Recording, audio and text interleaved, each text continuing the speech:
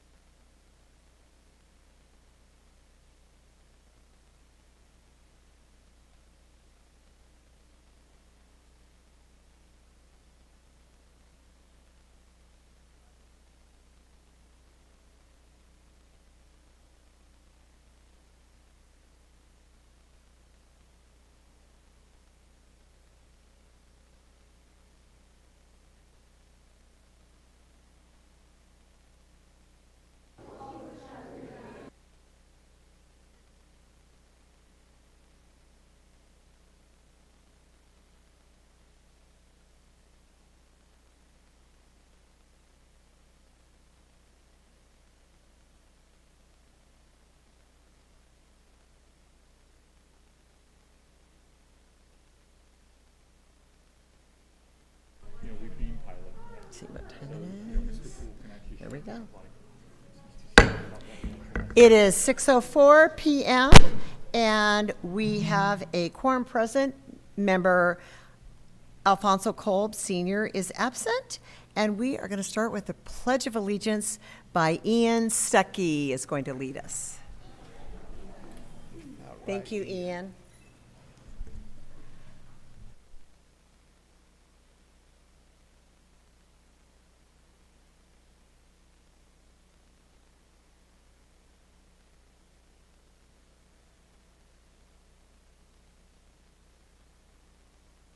Thank you.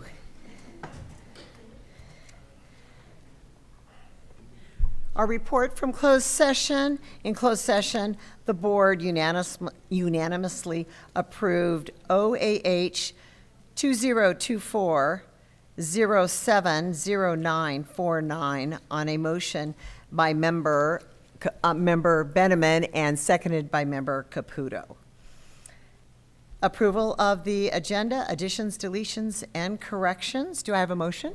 So moved. Okay, and a second? I'll second. Oh. Okay. And any further discussion on that? Being none, we'll vote. Member Beneman? Aye. Member Caputo? Aye. Member Kolb Sr. is absent. Member Worthy? Aye. And Member Stroh votes aye. Recognition, our favorite part. Recognition and presentations. The primary school, EOTM, and we're going to have, it's classified, is Marla, is it Murillo? Barrio. I keep saying it wrong. And we'll go ahead and let you go ahead and lead it off. Sometimes we read it and sometimes the principal goes up. So Veronica Ruiz, our principal from the primary school, will make this presentation right now. Recognition. Good evening, President Stroh, Superintendent McCowan, and members of the board. I am delighted to recognize Marta Murillo as our primary school's classified employee of the month. Marta has been a dedicated member of our primary school team for 3 years, serving as an SAI aide and duty supervisor. Joining her tonight are her husband Ismael and her 2 children, Ilse and Isaac. As an alumna of our district, Marta's commitment to our school community is inspiring, and she is currently furthering her knowledge by taking child development courses. Known affectionately as Miss Marta by our students, she brings compassion, warmth, and a genuine care to every interaction. In the special education classroom, she offers the kind of patience and encouragement that makes students feel both supported and capable. She works one-on-one and in small group, knowing how to tailor her support to meet each student's unique needs. Her calm and steady approach helps students feel safe and confident, creating a space where they can succeed. As a duty supervisor during 1st and 2nd grade lunches, Marta not only ensures that students are following school expectations, but also creates a positive, respectful environment where everyone feels valued. Whether it's guiding them to be safe, respectful, or helping students settle in at the lunch tables, she is always attentive to students' needs, even assisting with opening those tricky lunch containers. Her colleagues commend her for her positive can-do attitude and her dedication to going above and beyond every day. Marta's presence makes a difference in every corner of our school community. Thank you, Marta, for your unwavering support, kindness, and all you do to create a nurturing, joyful environment for our students and staff.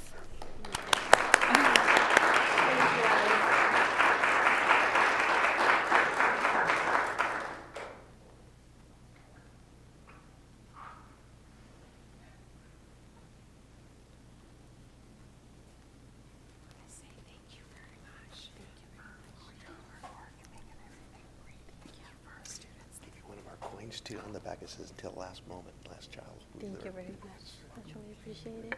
Can I speak? Oh, we're gonna do it. She gets to say. Oh, yeah. You want to go say? You can say a few. Oh, okay. First of all, thank you everyone for being here tonight. Thank you to our wonderful school board members for this recognition. I'm deeply honored. Valley Center is my hometown. It is where I was raised, and it's where I'm raising my own kids now. It is a pleasure for me to work in service for my own community. I feel very happy to work at the primary school where I'm surrounded by amazing professionals. I want to give a very special thanks to our primary school principal, Ms. Ruiz. Your support is highly valued. This award holds a very special place in my heart, and it reinforces my commitment to always strive for excellence in everything I do.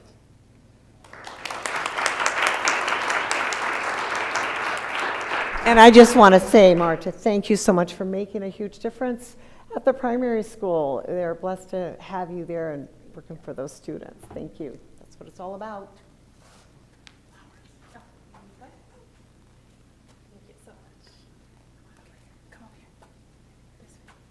In between, right there.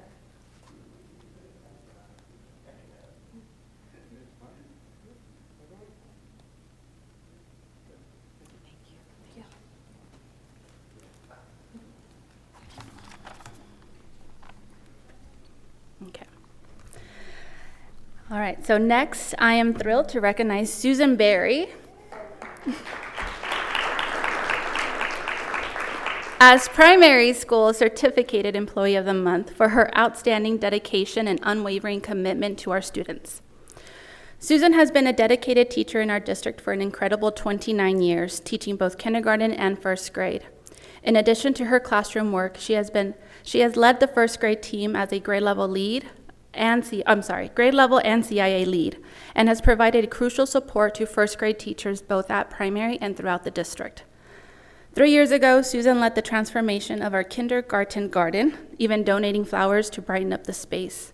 Susan has also taken on the endless task of managing our never-ending lost and found and making sure it's organized. She actively participates in professional development, continuously bringing fresh ideas and inspiration to her students and colleagues. Recently, she revived our school assemblies with Literacy Come to Life program, which has added excitement and meaning to our students. Her colleagues describe her as always ready to help and do what is needed for others. She consistently volunteers to organize meaningful activities, embraces innovative ideas, and is dedicated to making our school a better place. Thank you, Susan, for your commitment, professionalism, and countless ways you uplift our school community.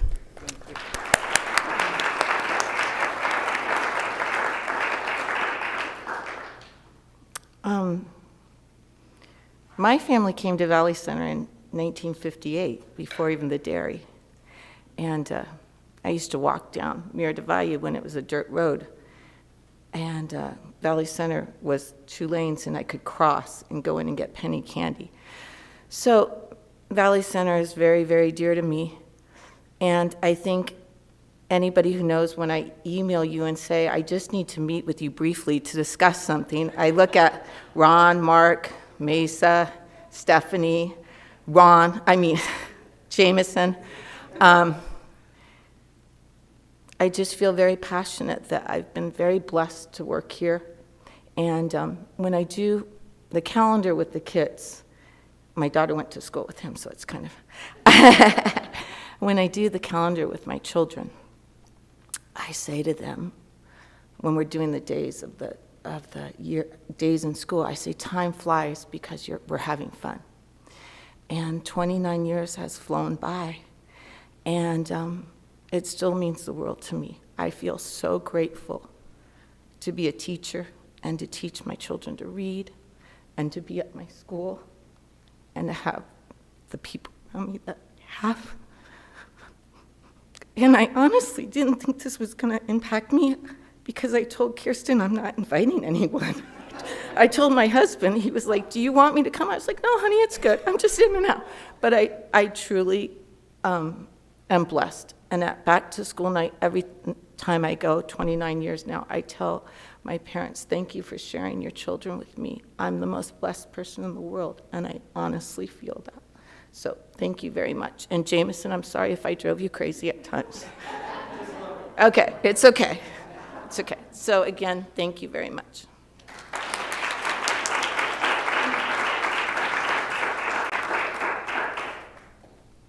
And I just want to say, we have been blessed for 29 years, and all the hundreds and hundreds of students that their lives, you've probably changed them through the years. And thank you for being such a wonderful, heartfelt instructor and educator to these kids. Means the world. So you are very deserving of this. Thank you. Thank you.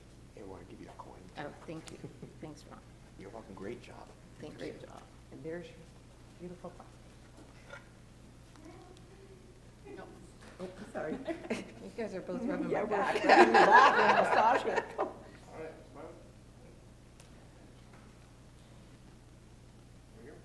Oh, I forgot to say one thing. That was my master teacher years ago, so she came. And that was a student too. So thank you very much, everybody. Here you go, Susan.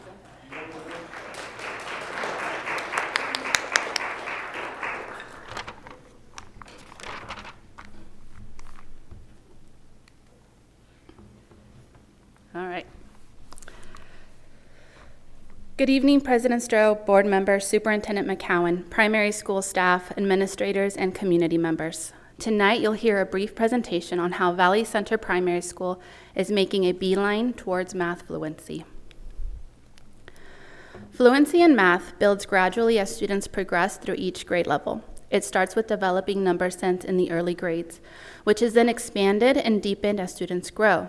This approach focuses on two key areas: understanding how to solve math problems accurately and efficiently, and understanding why the math works the way it does. In other words, we want students to not only get the right answers, but also grasp the concepts behind those answers. To make this journey to fluency, the beeline, as effective as possible, we use engaging methods like math routines, math games, and Math Fact Lab. These activities help students build math fluency through a solid understanding of math skills in a fun, supportive way, ensuring every child has the tools they need to succeed. Math games and routines help students build math fluency by allowing them to practice math concepts in an engaging, interactive way that promotes deeper understanding. Math routines are embedded within the regular math block. Within all grade levels, it can be found in math warm-ups, in centers, or through games. Here we have students in a TK class matching numbers and objects through puzzles and matching subitizing dots to the corresponding 10 frames, building their number sense. As students continue to build fluency, they use various tools to deepen their grasp of addition and subtraction. In this example, first and second graders use base 10 blocks and counters to help them solve warm-up questions, providing them with a concrete understanding of how numbers work together and reinforcing foundational math fluency. Traditional strategies remain an important part of math fluency. Here, students start by answering the easiest questions first, and may even use their fingers to help them count. These strategies provide a reliable way for students to check their understanding and build confidence. Collaboration also plays a role in building math fluency. In this slide, first graders work together to practice tens and ones. Using dice, students assign numbers to represent tens and dots for ones, creating and solving addition problems together. This activity encourages teamwork and helps students visualize the process of adding ones to tens.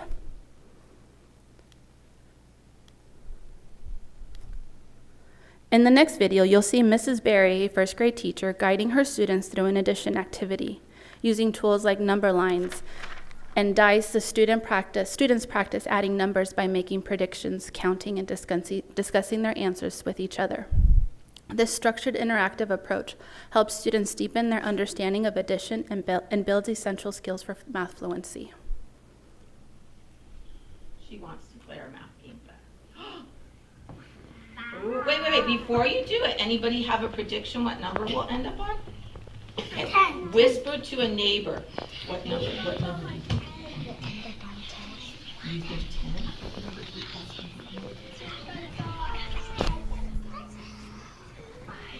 Okay, we're on 5. We're going 5 more. You think we'll be at 4? Are we counting backwards though, or are we counting forwards? Okay, ready? How many jumps are we making? 5. Very good. Ready? 1, 2, 3, 4, 5. What number did we end up? 10. 10. All right, go back to. This school year, we've introduced MathFact Lab, an online program to help our students build math fluency. It's available for students starting in first grade. Unlike traditional programs focused on quick recall, MathFact Lab emphasizes a deep understanding of math concepts, not just memorization. At primary school, students use MathFact Lab for about 10 to 15 minutes daily to strengthen their math skills. They practice using tools like number lines, 10 frames, dice, and bar diagrams. Students advance through levels with more challenging options for those who are ready. In this video, we have a second grade student sharing what he likes and does not like about MathFact Lab. Well, I like it because I every time I complete a level, I go up a level lifter, and I like how I go up levels, and also I like it because it makes me smarter. And then what I don't like is like staying on the level. That's what I don't really like, and doing it again.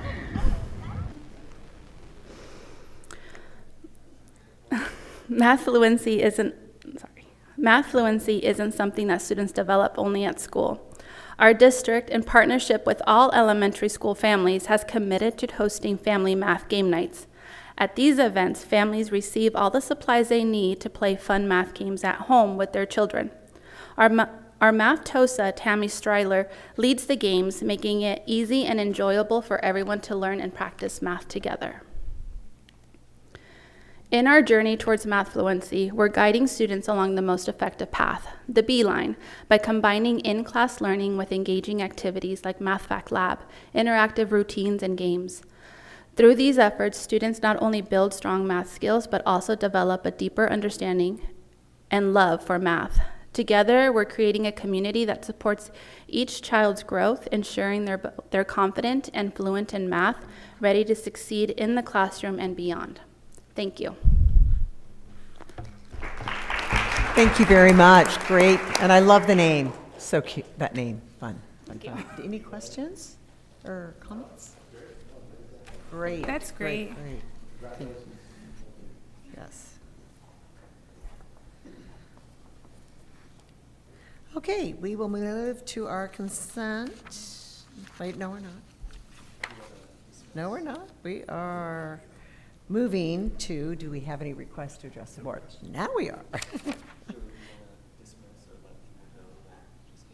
Yeah, I'm going to consent right now, and then we go.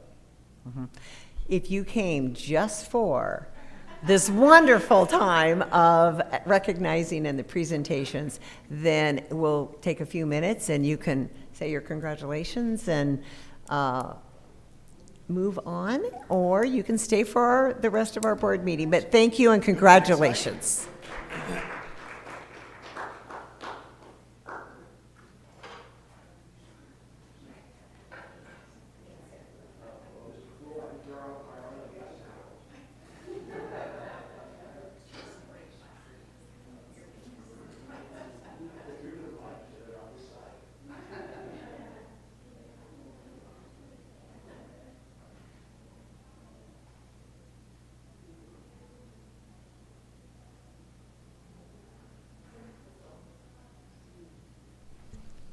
Okay, now we will move into our approval. Do we have a motion of our consent agenda? This month, I had the responsibility of reviewing the purchase orders, and all of my questions have been answered. I move to approve the consent agenda, including the updated personnel list. Okay, thank you. And a second on that? I'll second. Okay, and a second. Any discussion on those consent agenda items? Being none, we will move forward to vote. Member Benjamin? Aye. Member Caputo? Aye. Member Kolb Senior is absent. Member Worthy? Aye. And Member Stroh votes aye. Our Superintendent Division, Superintendent's Report. Thanks, David. All right. We wanted to throw up here for celebrating Veterans Day last Monday. This is the Veterans Wall at the high school. one that, with their servicemen and women in there. I think one other school, Bonsall, is doing it now, but it's something that's pretty special about our school, and a lot of the recruiters will come and tell you how much the kids appreciate having their picture on the wall. Here's a Veterans Day celebration. When I was over at Lilac for a little while, you see Jamison and I, and that is the 4th grade class, Jamison? 4th and 5th. Oh, that's Benjamin. I'm sorry, Benjamin. His beard is a little bit more gray than mine. Oh, that's right. You know, it's funny because I don't remember taking. Battle of the beard. It's not by much, though. Okay, so that's me and Mr. Benjamin. And you can see they do a display there. People bring in their grandfathers or their dads and put their picture up. It's really a nice event at the Lilac. All the other sites had something going on. Those are just the 2 that I happened to go to. Spectacular events around the district. We have Pauma School. They had a dress up with a parade. Really impressed by how many staff members dressed up this year, from high school all the way down to the primary school. It was like everybody had a costume on. It was great. Here's the primary school where they're all dressed up. We were very glad that we didn't have school the day after Halloween, so that worked out well. There's the elementary school, Lilac, the Thunderhawks, and then at the high school, the Jaguars there, you can see they dressed up by department. Nicole, which department won? English. English won again. All right, well, they're so creative. There's Oak Glen. Who was Santa Claus there? Oh, wow. Who was it? Student. Oh. I spent one day working with Fernando over doing the yard work at Lilac School. Had a great time. Got to take most of the guys out that are working that don't go to regular school sites because they never get to celebrate the staff parties. So we went out to lunch over at the golf course and had a great day out there with them. I'll tell you what's really interesting is we go to mow the yard and they walk the whole yard first because they check for everything from new gopher holes to trash so it's really, I mean, they do a complete safety check, and we get to the school about 6:30 and start going before the teachers and kids get there. So yeah. I wanted a picture of me riding the lawnmower. Wanting to make special shout out to our football team that won the CIF Sportsmanship Award. That is voted on by the Officials Association. So that's who makes those recommendations. So they will get a celebration and a plaque on the 30th of November, I believe, during the Division I playoff game. So real proud of our coaches and our staff. I mean, coaches and our students. Measure SS, as we all know at this point, it did not go through. Spent a lot of time figuring out, why did it not go through? And, the way I look at it, we have a great community that supports our schools, and they always have. But when we're hit with such economic issues that we are right now, and the fact that I think a lot of people in Valley Center, they're just hardworking people, and they keep losing money to taxes, and they don't even know where they're going or how they're being used. And so I think it was hard for people to vote in another tax even though they knew it was for our schools. So we do have a plan forward, which we'll go over with the board next month about what steps we're going to take next to at least start getting these improvements done around our campuses. So that's Measure SS. And that goes back to you.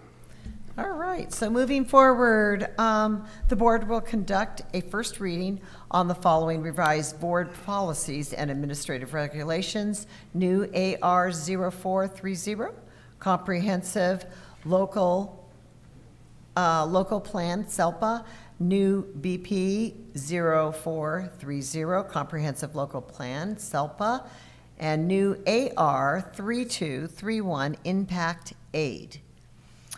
We will move forward to the proposed board meeting dates for 2025. And this is a first reading. This item will be brought before the board on December 19th, 2024 for a second reading and approval. And so I had one conflict. The February 13th meeting, I know I won't be here for that. So if we could move it up to the 6th, that would be ideal for me. And Nancy checked, it does work in our calendar, so we'll move it to the 6th, and then next time when it comes back for the final read and the vote, it'll have February 6th on it. Okay, And perfect. no board member. Thanks for looking other ahead of than time. Yeah. Board member, no questions? Well, Yeah. okay, great, great, great, great. Good all the way around. So that'll be February 6th. Thank you, Paul. Any other comments on the calendar? All right, then we'll move forward.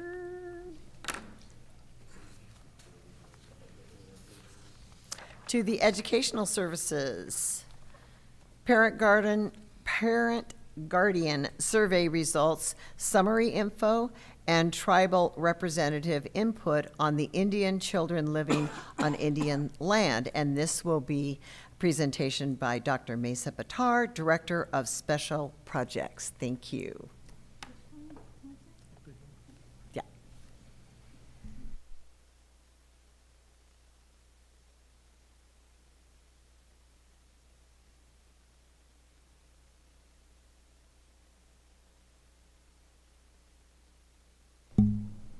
Does it work?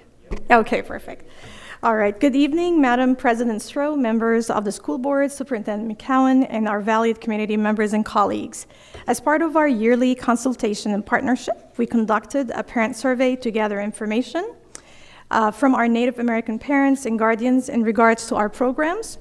Please note that this survey was indigenized 2 years ago with the collaboration of our wonderful Title VI members, Ms. Katrina Coyote, Ms. Shanna Bohorgas, our former member, Dr. Elena Hood, and Mr. Mark Halewood. The survey included 21 questions sent to parents and guardians, 2 of which were open responses. The themes of the questions ranged from the school's focus on improving student achievement, to school climate, to communication, to how parents and students feel at school. Parents and guardians were given the choice to complete the surveys digitally through a QR code or a link, as well as a hard copy. For the convenience of our families, we have provided a self-addressed stamped envelope along with the survey. We mailed 470 surveys, and out of the 470 surveys, 52 surveys were returned. The percentage of the returned surveys for this year was 11%. 91% of the returned surveys were completed digitally. And of course, we appreciate all the input that we've received from our families and are looking forward to continuing our collaboration. The majority of the returned surveys were from families of students in grades 9 through 12, followed by families of students in grades 6 through 8. The survey included a representation from all our schools, with a majority submission made by Valley Center High School, 32.7%, followed by middle school guardians, which was 21.2%. When asked whether families were aware of the Title VI services, 73.1% stated yes. When asked whether the Title VI Native American programs help students' academic progress in reading, language, and or math, 48.1% agreed or strongly agreed, and 42.3% stated neutral. When asked whether families have been involved in students' classroom or school, the majority reported yes, occasionally, with 42.3%, which makes sense because the majority of the submissions were high school. And with high school students, parents do not come to their classrooms most of the time, except for Mr. Benjamin, maybe. I'm just joking. When asked about the extent of growth their students has shown in reading comprehension, 94.3% of our families reported that their students have shown satisfactory or excellent growth, a growth of 2.7% from the year before. When asked about the extent of growth that students has shown in mathematical skills and problem solving, 84.6% of our families reported that their students have shown satisfactory or excellent growth.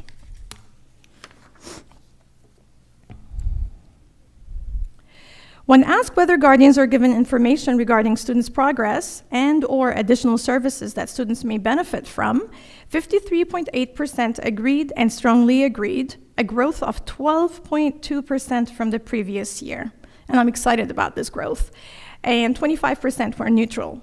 When asked about the frequency of receiving information regarding students' progress from teachers, the majority reported occasionally with a percentage of 44.2%, followed by weekly with a percentage of 42.3%.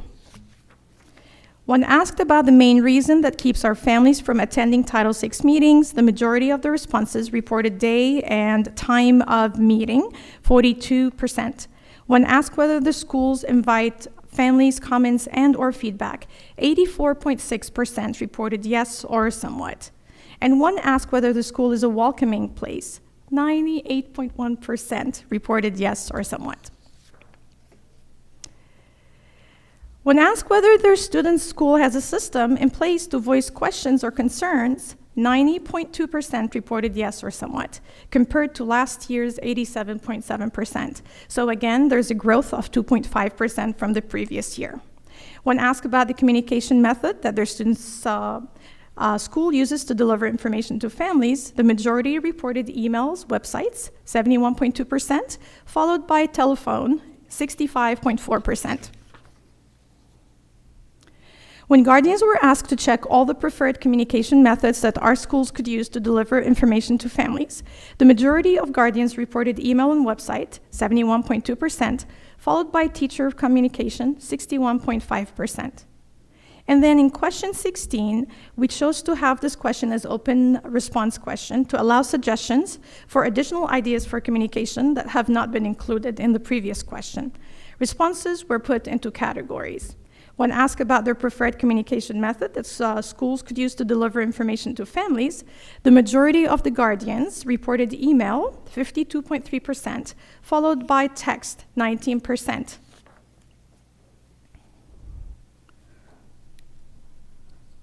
When asked whether parent informational meetings or activities have improved the academic progress of students, the majority of responses reported neutral, 65.4%, followed by strongly agree or agree, 29.9%, a growth of 8.7% from the previous year.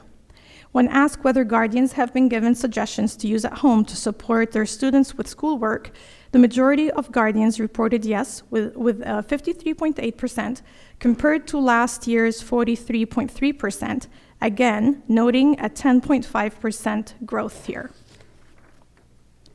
When asked about the frequency our families are willing to attend training sessions and or parent-themed nights, the majority reported quarterly, 31.4%, followed by monthly, 21.6%. And when asked about the frequency of accessing the Valley Center-Pauma Unified School District website, the majority reported occasionally with a 42.3%, followed by weekly, 30.8%. Please note that question 21 is an open response question. When asked about the recommendations to improve services and supports at our school sites, our families offered many suggestions. The majority of the responses addressed more Title VI aids, tutoring, weekly check-ins with students, keeping students and parents informed of Title VI resources, college and career readiness, parent involvement activities, and providing more resources. Some of our families expressed that the program is already great and no improvements are recommended. This year, we had a pre-meeting in September to go over the title funds and review the Indian policies and protocols. We met again in October to continue our work in reviewing some of the district student policies. We are grateful for the wonderful collaboration and great feedback that our committee offered. During the meetings, we shared the information and data about our programs at our schools and obtained input from attendees on what is working and how we can improve on the areas of need. The tribal representatives were provided a digital binder that included documents about our school district, the district LCAP plan, the uniform complaint procedures, revision of Indian policies and protocols, and the school accountability report cards. So this slide briefly describes some of the topics that were discussed with our wonderful tribal representatives during the September and October meeting. We appreciate the collaboration and the rich discussions that took place. Topics included, but were not limited to, student programs in our campuses, student data, reviewing the Indian policies and protocols, the location and agenda items for the upcoming spring meeting, student handbooks, tribal youth court services, factors impacting meeting UC-CSU requirements, reviewing of some of the district student policies, student searches, and Indian education professional development opportunities. We would like to end this presentation by thanking our American Indian families who took the time to complete the survey. We would like to also thank the tribal representatives, La Jolla, San Pascual, Pauma, Paula, and Rincon Ed Centers, and their directors, all the staff for their appreciated partnership. A special thank you to our wonderful Title VI members for all the support they've provided in bringing our Title VI meetings back to our local Ed Centers and our schools so we can meet and collaborate in person. Thank you so much. Thank you so much. And are there any questions or comments? I had one question. The 11% that filled out the thing, do you know how that compared to last year? Or? Yeah. Yes, so last year it was 12%, Okay. and the year before it was 7%, and the year Okay. before it was 4%. Yeah. So we're on the right track. What we did is we noticed this year that it wasn't that high, so our principals were amazing. They asked their teachers to help during parent conferences to have our Native families fill the surveys. And then we also connected with the Ed Centers that also played a role in having them complete the surveys. Okay, perfect. Yeah. Thank you. Great question, and thank you so much for your time and the whole collaboration with everyone. But it looks like we're moving forward step by step and learning along the way, like just what you said on the teachers engaging and helping so we could get results, because it's. A lot of items will increase, and that made me really excited. Yeah. The way I did, I just compared the data from the year before. Yes. We are on the right track for sure. Yes. And a lot of that's with you, because I know you're out there and you're approachable and connect with them very great. So thank you. Thank you for your effort. Appreciate it. Okay, great report. And we will move forward into a public hearing, first read on the 2024-25 Indian policies and procedures. It is Yeah, it's 6:41, and I will gavel in for a public hearing. Time in, 6:41. Are there any questions or requests to speak on this matter? No, being none. It is 6:42, that went fast. And timeout, 6:42. Presentation on the release CAA SPP data by Assistant Superintendent Mark Hillwood. Thank you, Mark. Thank you, President Stroh. So tonight I'd like to provide our board and our guests with just a snapshot of our district's outcomes on the California Assessment of Student Performance and Progress, also known as the CASP, that takes up many different subject areas. The results that I'm going to share tonight were made public in October. So we've actually had individual level results since probably some point towards the end of the summer. But each approximately in October, the results at the school level and district level are provided to the public. And so that just occurred. So this is kind of a summary of that public release. So here you can see our outcomes in the first two areas I'll go over, which is English language arts and mathematics. And just to clarify, these are results that would be summative from the end of last school year. So in the area of English language arts, you can see that in our district overall, 29.36% met or exceeded standards, and in mathematics, 17.63% met or exceeded standards. At the bottom of the screen, you can see that as it compares to the previous year, so the 22-23 year. So although we did see a small decline in language arts, we did see a small level of growth in mathematics.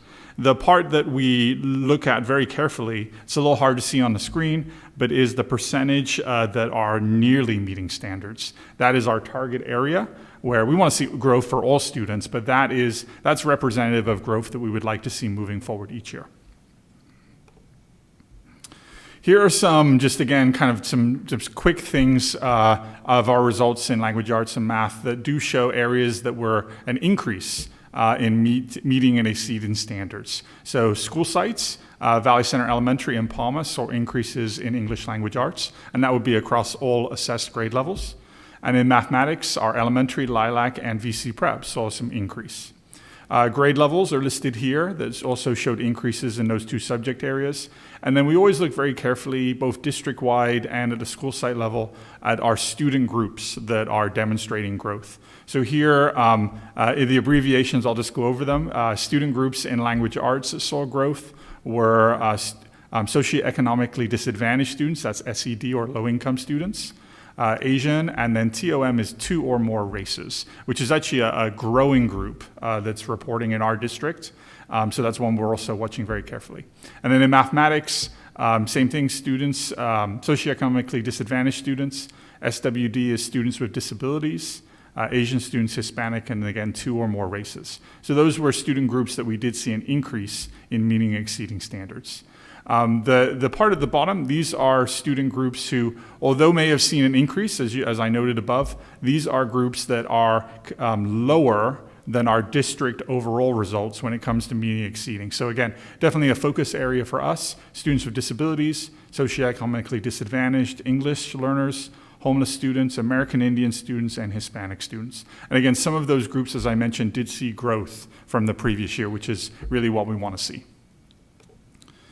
So other subject areas that are assessed at the end of each year for us, for the states in this system, one is kind of a new area, which is science.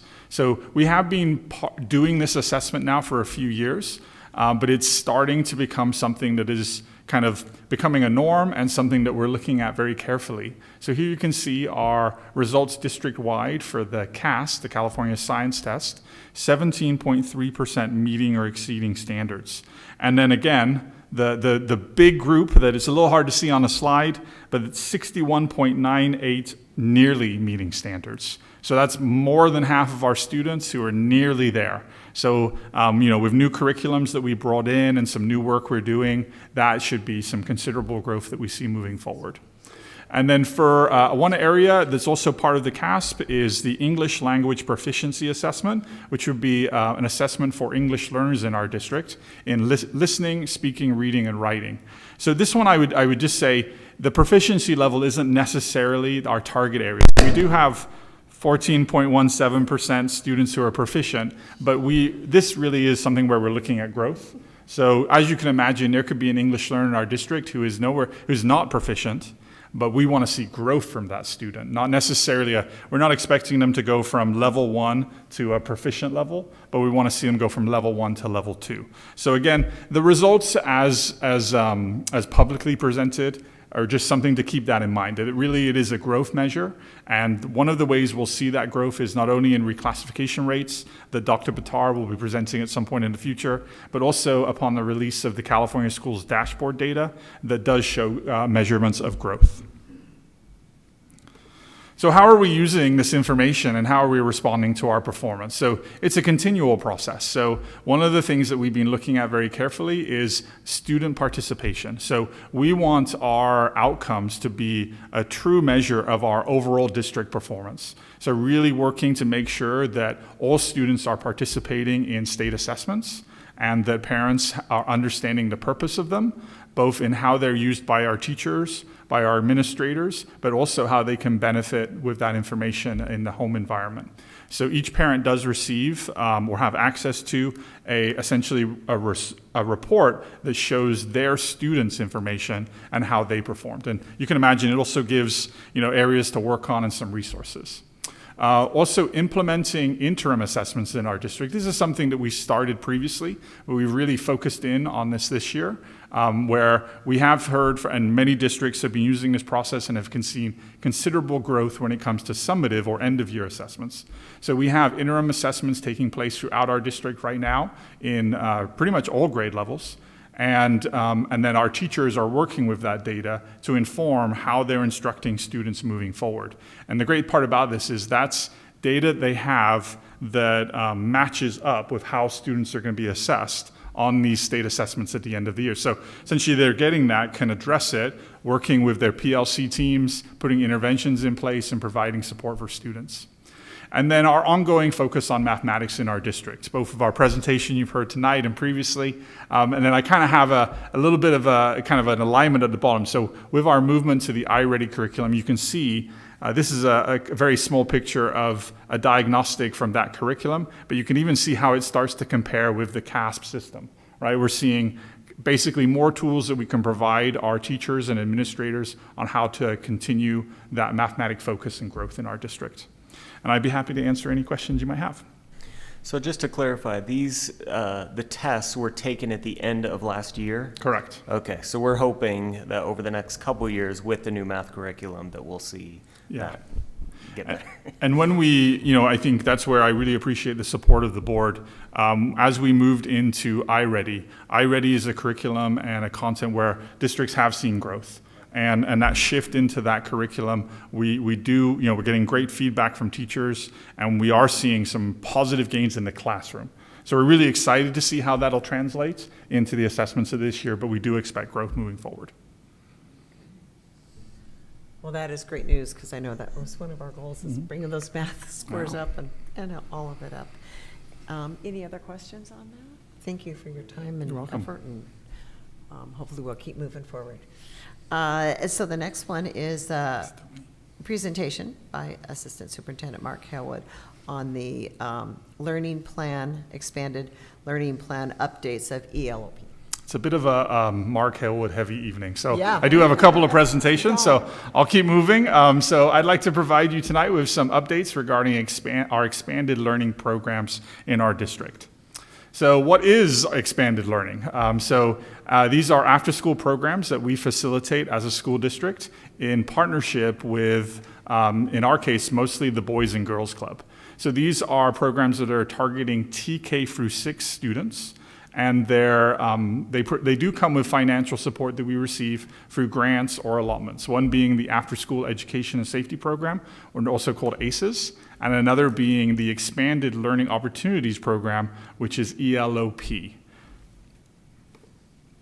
So what we do is we are able to offer 5 days a week on school days for TK through 6 district-wide, essentially an after-school program throughout our district.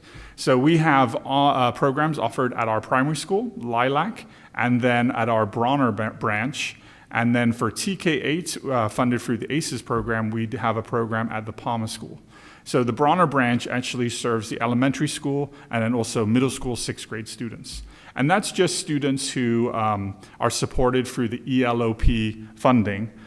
Any student in our district can participate in the Boys and Girls Club programs as they're available. And these go from school dismissal all the way up to 6 p.m.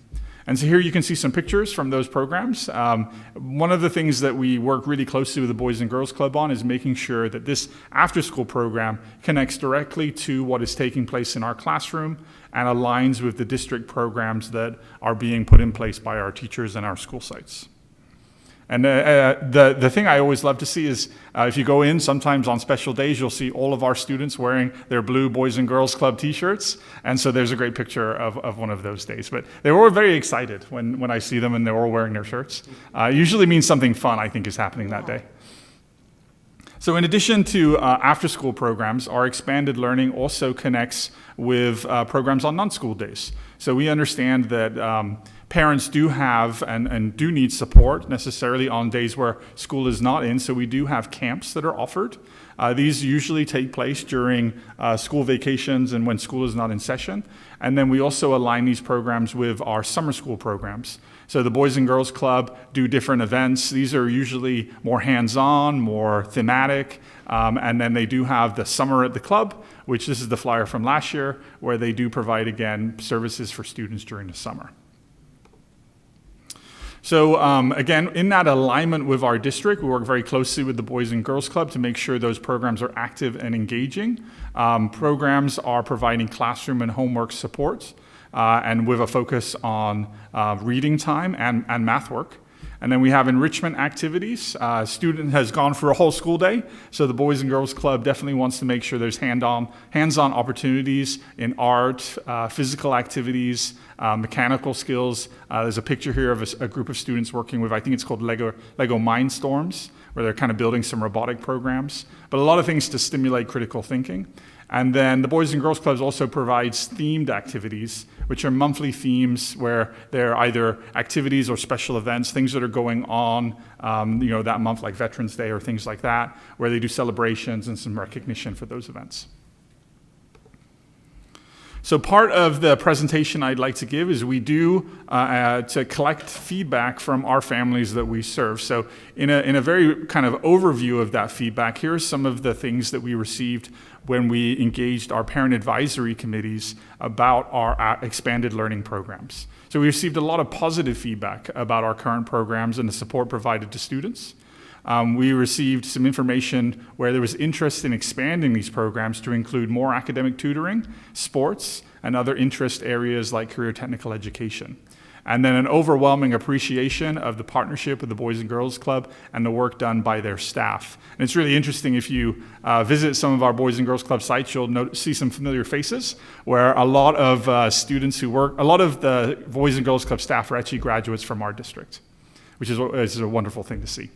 And then we did receive some questions. So again, I've kind of put them together. One question was, is there a fee structure based on family income that can support more families? So that's really asking, using funds like ACES and ELOP, can we grow that to support, are there ways to support families that don't just have a financial need? Can materials and resources be available before school programs? And then can funds be used for grades beyond TK6? So these are, again, summary of 3 great questions, which we will be, one I have an answer for, and the other 2 we'll be exploring as we move forward to make sure we can kind of address those questions/needs that are coming up.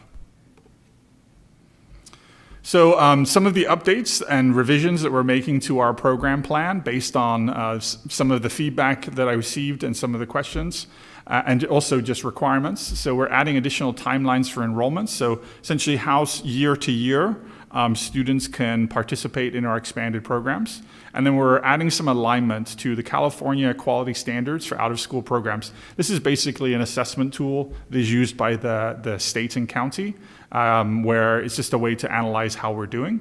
And then we have some program updates, some addition of language clarifying, this is one of the questions, before school care and support. So we're excited, although I don't have the exact date will this start, but we are looking to merge before school care into our expanded learning programs, which will provide some financial support to those parents who use before school programs. And then we also added language aligning our after school programs and before school programs now with district programs like PBIS, making sure that we're using common language that our teachers are using and the staff at Boys and Girls Club are using. All of this is part of a big shift that's going on throughout the state and our county, where we're aligning our programs together into one comprehensive plan. This is taking ACES, ELOP, all of those things, and moving into something new called the VCPUSD Expanded Learning Program. So that's an ongoing process and connects to some of the updates and revisions that are highlighted here. And I'd be happy to answer any questions about expanded learning. How many kids go? Yeah, so we have, I believe, over 300 students who are participating on a daily basis.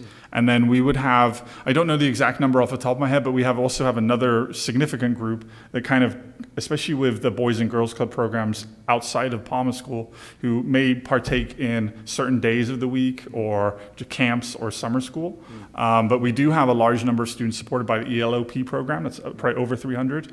And then there are other families who participate who are not essentially funded through those grants or those funding allotments. So they're on a pay program.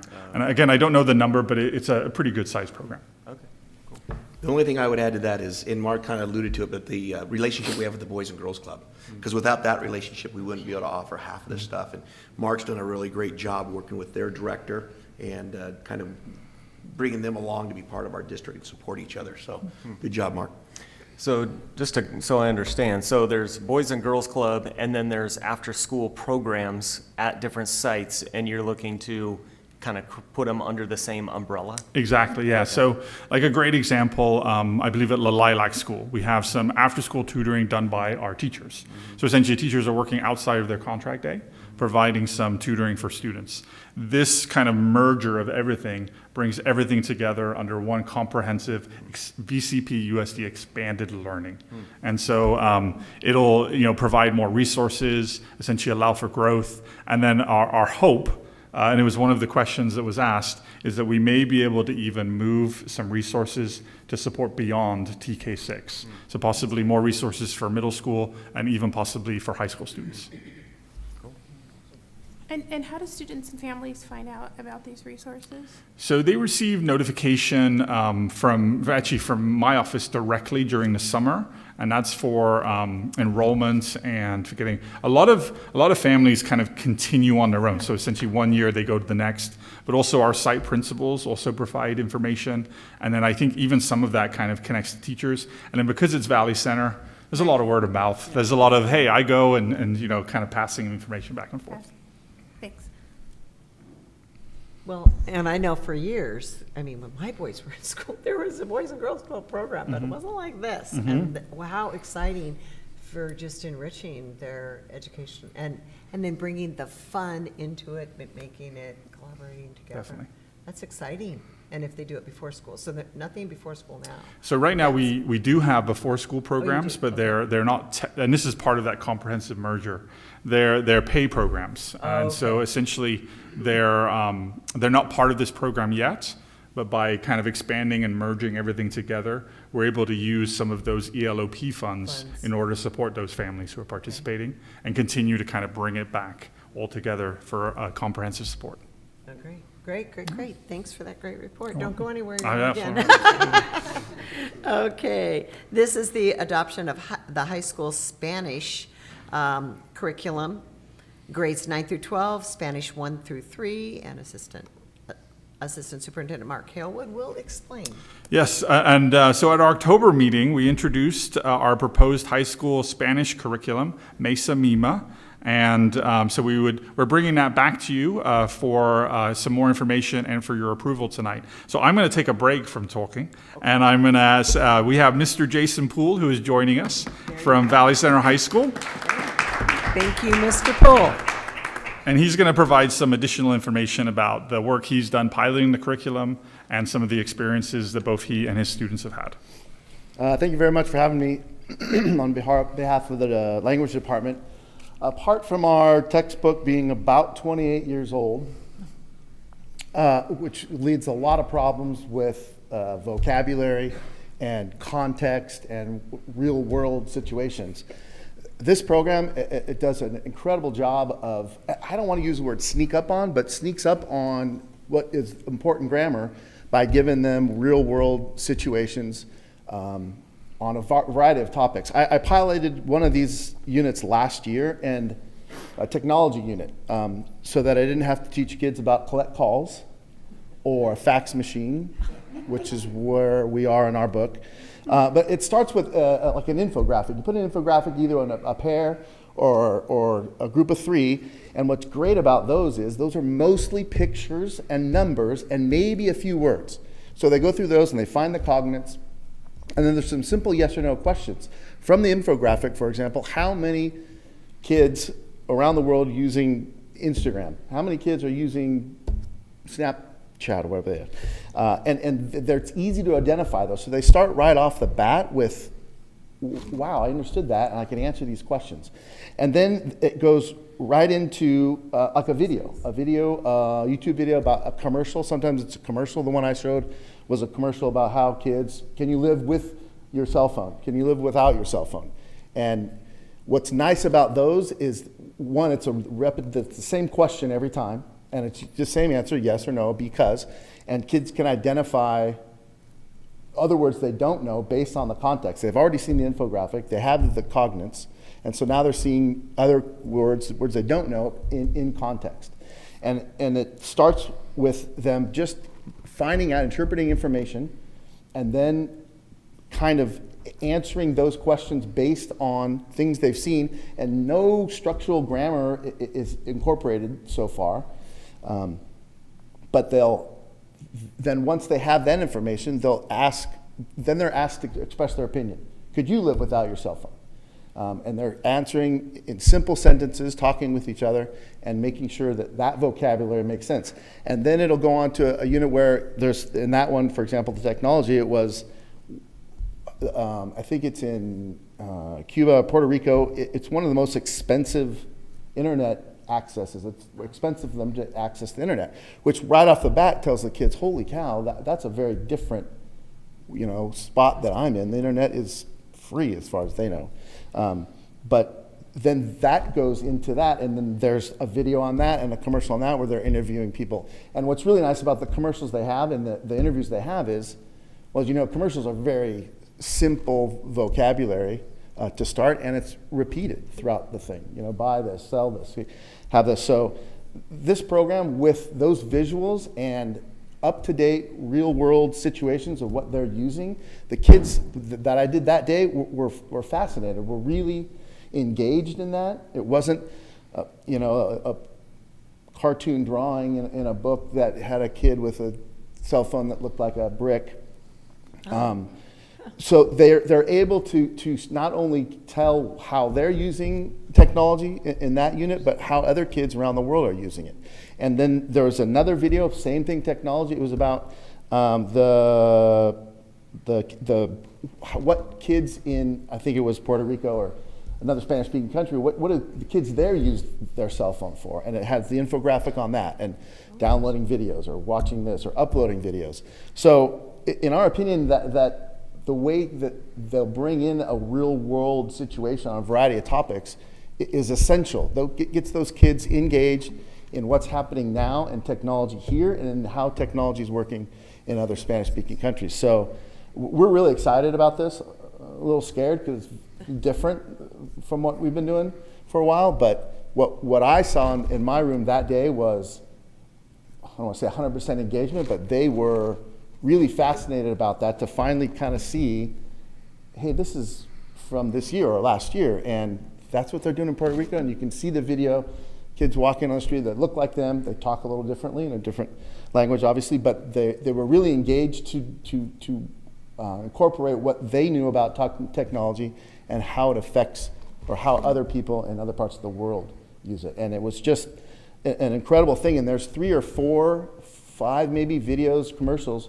per unit that kids now that have access to, that can watch it again, watch it over, make sure that they get it, understand it, and then eventually they're able to express their opinion. Well, I don't use Snapchat as much because, and then I don't upload videos because, or I only watch Netflix because. So starting out those simple steps, using their language, their previous knowledge, and then the simple language that they're using on a daily basis, those other kids around the world, they're able to use and express their own opinions.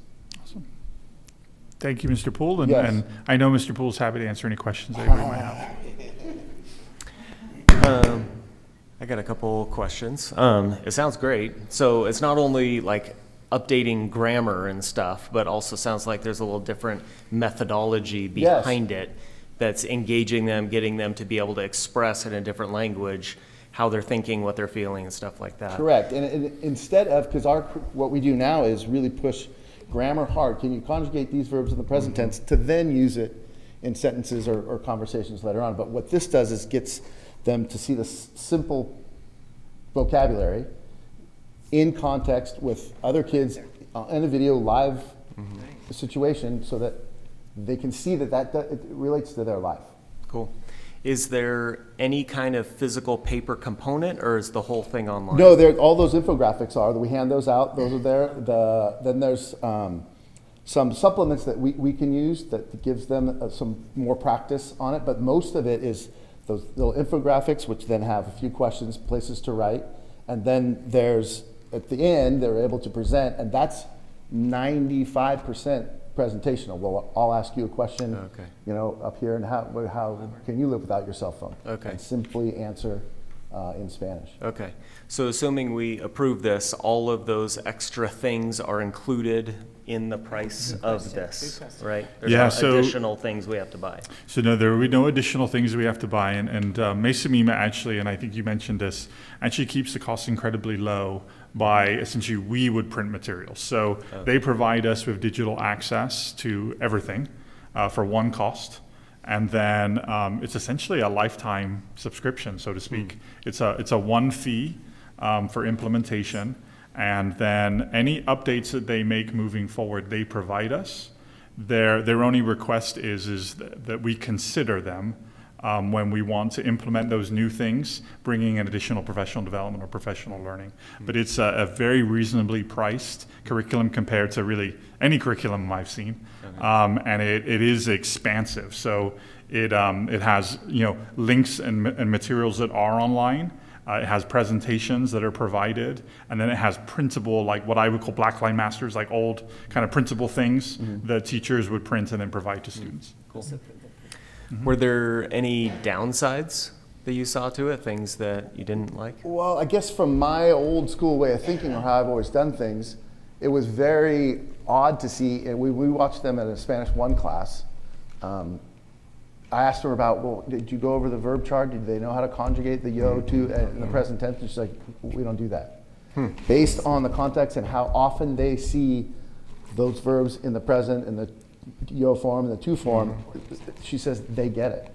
And she said they have tons of kids who take AP through that program because of the way they do that. They have a lot of interest, and kids really want to move forward and go to the highest level. But, yeah. Okay. And if we approve this, like when would this get implemented? Well, we're hoping to we could start in a couple units and pilot those in January. Okay. January, February, and start there and go and hopefully be fully with day 1 in next fall. Would you start with Spanish 1 or start all 4? Yeah, we've been talking about that Okay. with our department, and we're not completely sure how we would do that, and that's another thing we would have, I think, a meeting with the Mesa Mima people and see what their strategy is. I think they did suggest maybe you should all get Spanish 2 going for a couple units, then how that goes, and then you can kind of throw one in with Spanish 1 or Spanish 3. Cool. And is there a cost listed on here or not? Do we know? I believe in the detailed agenda, the cost is listed. I'm trying to remember off the top of my head exactly what it is, but comparatively, it's a fairly low cost. I'll ballpark it. I believe it's somewhere between $11,000 and $12,000. I think, off the top of my head. It's not a high cost. It's not $1 million. No. And it kind of goes to this company's philosophy, which is essentially the cost is considerable. Most of that cost is not for the materials. It's for the professional development contract that comes with it.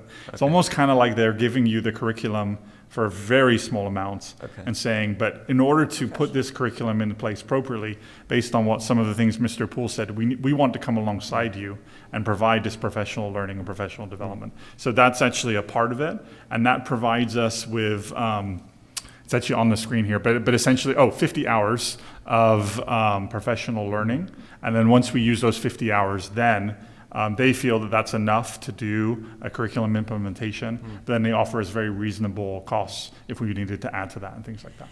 Cool. Sounds good to me. Any other questions? I think that's great in its entirety, is that continuity of having that professional development. It's huge. Great. Sounds exciting. Hopefully, yeah, we're looking forward to it. Okay, great. Thank you for Thank you, your Mr. Poole. Thank you. Sounds great. Okay, so let's get, Come back again, Mr. Poole. yeah. It really did. Take your class. There you go. Learn exciting way. So do I have a motion for this? It was a great I'll make presentation. a motion. I'll make a motion. Okay, Member Benjamin, and is there a second? I'll second. Any further discussion? Thanks, that's great, and sounds like the price is right, and moving forward with that. Okay, so let's vote. Member Benjamin? Aye. Member Caputo? Aye. Member Kolb Senior is absent. Member Worthy? Aye. And Member Stroh votes aye. Okay. You haven't left yet. It's my last presentation for you this Okay. evening. Ethics Study, So- Planning and Development. I'd like to give the board an update regarding ethnic studies implementation and development in our school district. So as you may be aware, Assembly Bill 101 requires local education agencies to meet an ethnic studies requirement with the following timelines. So all students beginning with the graduating class of 2029-2030 will need to complete at least one semester of a qualifying ethnic studies course to fulfill state graduation requirements. All high schools must offer a course that fulfills the ethnic studies requirement starting in the 25-26 school year. So a question that commonly comes up, what is ethnic studies? So, a very reasonable source. Here's some information from the History and Social Science Framework. So I won't read it, but I'll kind of leave it up there and just summarize. But basically it's multi-subject areas related to this. So history, literature, can merge in lots of areas. Looking at content that may be missing from traditional curriculum, really encouraging critical engagement. So as a field, asking students to think critically about the world around them, looking at cultural diversity, and seeing the advantages of inclusion in society. So that's, again, kind of a broad summary and definition from the History and Social Science Framework. So in order to support districts, the state of California has provided the Ethnic Studies Model Curriculum. And here are kind of two key areas of this model curriculum. Courses in ethnic studies have to meet 4 themes. One is identity, 2, history and movement, systems of power, and then the last, social movements and equity. And then in those 4 themes, there are elements of a curriculum that are provided. So histories of people of color, storytelling, civic engagement, and then place-based, which essentially means locally relevant, things that incorporate your local community. In the curriculum, it does highlight 4 foundational disciplines or areas that are to be covered. One is African American Studies, Chicano, Latina, Latinx students, Native American students, and then Asian American and Pacific Islander Studies. And so here you can see how essentially for those disciplines, those 4 themes would be addressed for all of those areas as listed in the model curriculum. So our plan for implementation. So this isn't something new to our district. This has been discussions and work that's being done since this assembly bill came out, primarily at an administrative level. So implementation and discussions are taking place throughout the state of California in all school districts. And we've taken a collaborative approach, working with our educational colleagues in neighboring districts, learning from them, asking questions, looking at different models for implementation, really for the purpose of what works best for our community, what works best for our school district. So we've been working with the San Diego County Office of Education, the Riverside County Office of Education, and then also with Cal State San Marcos. Part of that is looking at different course models and approaches to the model curriculum. Just as an example, one that came out more recently that I received from the Riverside County office, a lot of school districts there are taking those four themes that I mentioned and kind of translating them more into student language. So instead of identity and things like that, the story of me, the story of you, the story of us, and then a celebration of all. So again, kind of trying to put some of these things in guidance for how this curriculum could look in a high school. And then also this partnership and this work looking at professional learning needs. What are the credentials that teachers need to have to be qualified to teach ethnic studies? What are the supports that we can provide our teachers? And then some areas that start to get more practical. What are the impacts of implementing an ethnic studies course on the master schedule in a high school? And then considerations of what it means to bring a new graduation requirement into a school district.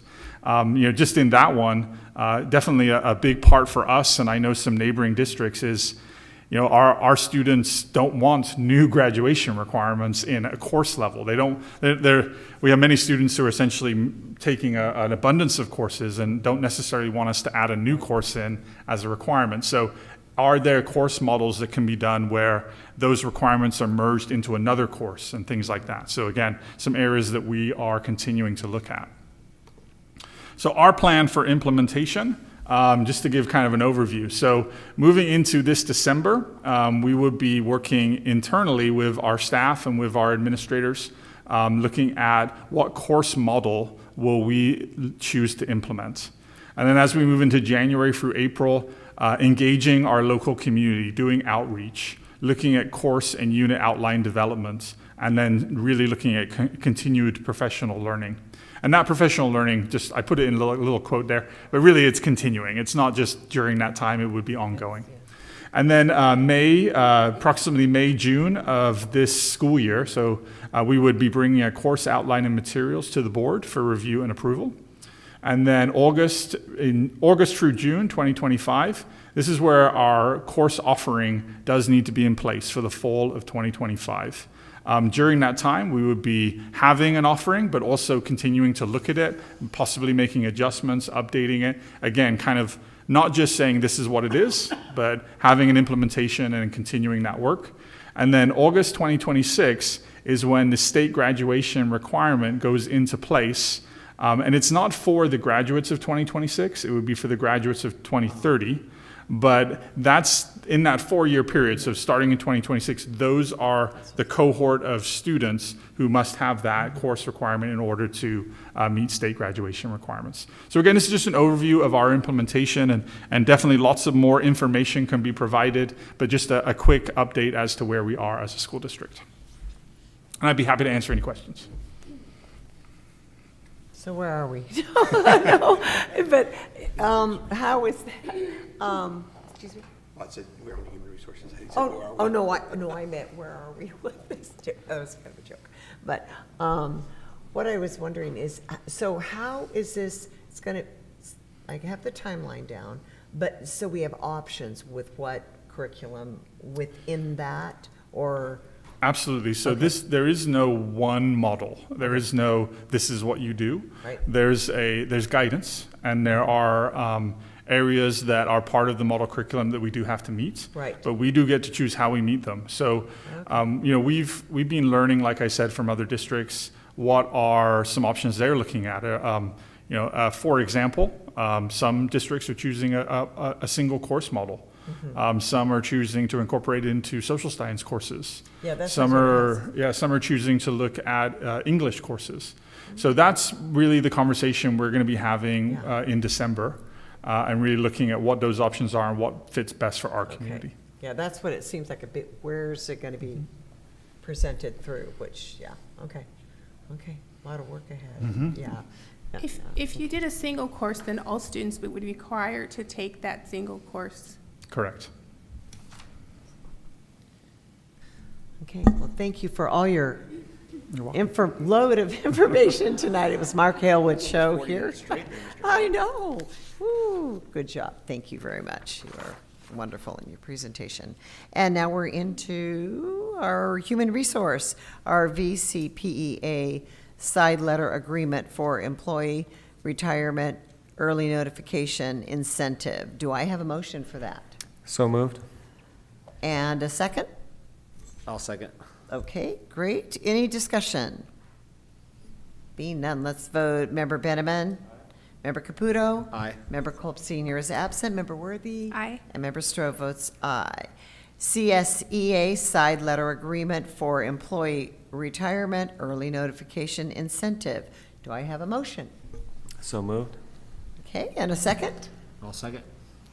And any discussion? Being none, let's vote. Member Benjamin? Aye. Member Caputo? Aye. Member Kolb Senior is absent. Member Worthy? Aye. And Member Stroh votes aye.